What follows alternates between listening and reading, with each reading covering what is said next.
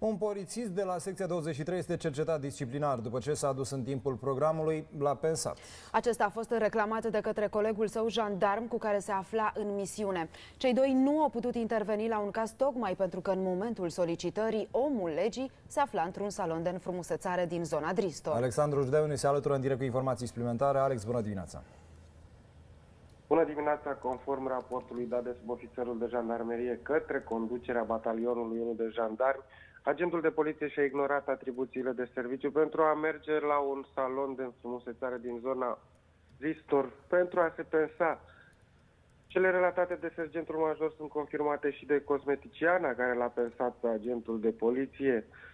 În replică, polițistul se apără și a motivat că nu a părăsit zona de patrulare. Confirmarea incidentului a fost făcută chiar de Jandarmeria Capitalei pentru Bugetul.ro, care a descoperit cazul după ce a intrat în posesia unui document confidențial.